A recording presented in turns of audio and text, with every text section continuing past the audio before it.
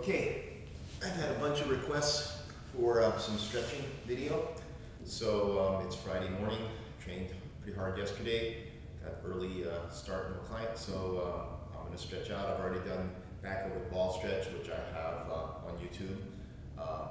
Then I did some time on the foam roller, that's usually how it goes. And now, next part of my sequence, loosen segments, is the bretzel. I do the bretzel a little bit differently.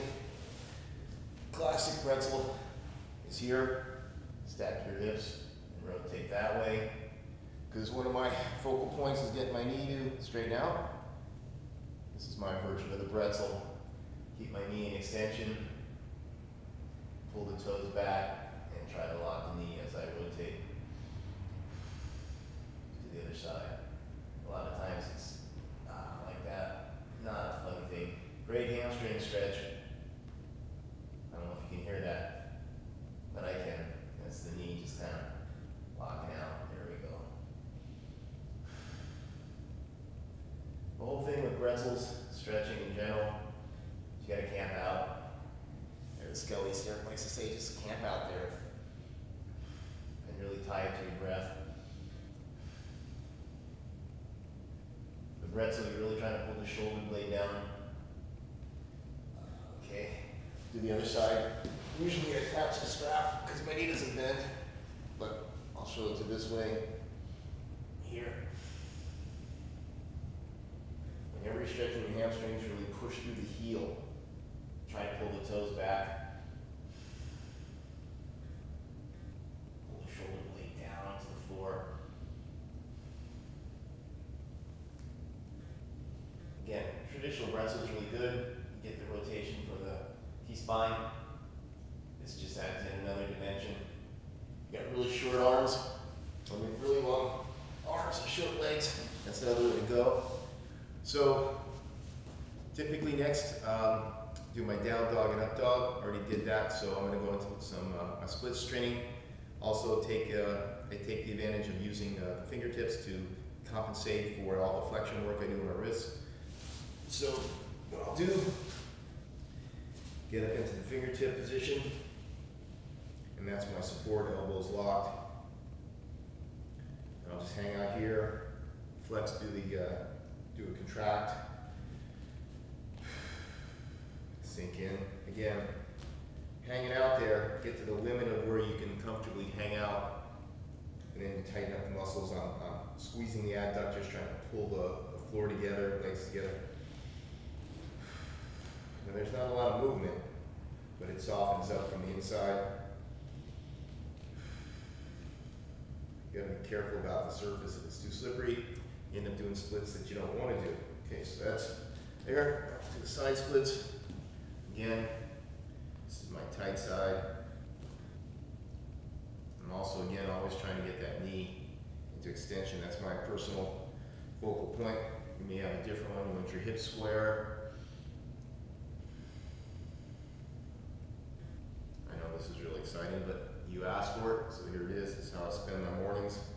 Still low dark 30 basically. And again, I'm still on my fingertips. My fingertips are pretty strong. This way, from years of gymnastics, they came back really quickly. We'll go to the other side. This is the stronger side. So if your fingertips aren't that strong, you know, get flat-footed or get blocks to sit up.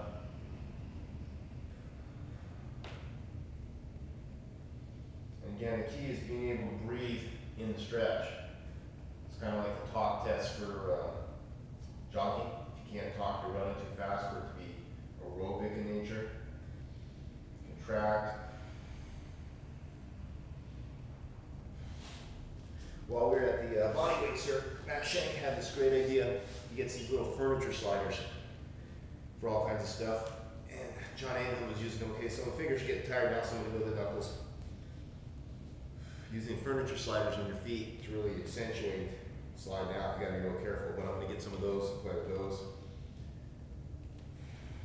So again, I don't know how long I've been in there, but I've been between the side splits and the front splits. It's been a couple of minutes, which is really the key. Tighten up and relax.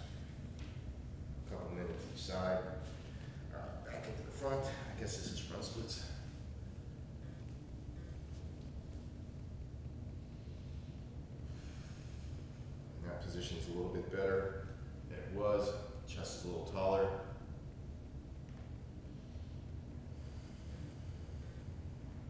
And I'm working through flexion, dorsiflexion, plantar flexion, extension, which it should be. Put this way.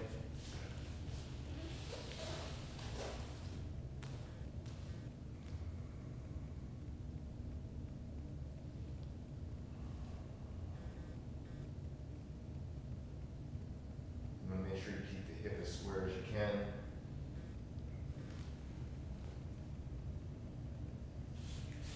Okay, next what I usually do is go back into the side splits and then just kind of ease into kind of a Cossack type switching, bringing my feet in, working the abductors, stretching out the groin, knees and ankles, bring the foot in a little more, fingers are a little more recovered, I can get back up on the fingertips. And again, my stretching routine is designed to work on my weak points, my weak links, my practice. So you have to design your workout for the same basic thing. You can't follow blindly somebody else's routine. You have to know where your weak points are and focus on them. Or just what your goal point is. Okay, so now, instead of going into the side and prying, fingers are recovered back up, and just dropping the hips. And again, I don't know how long it's been, but I've been in this stretch, in some type of stretch in the groin for a couple minutes. And that's really what most people seem to find the hardest thing is hanging out and relaxing. The key to the relax is the breath and not overdoing the stretch. So now I'm just bringing everything in closer.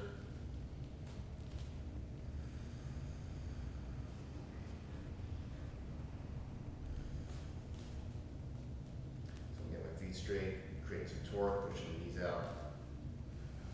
Okay, there we go.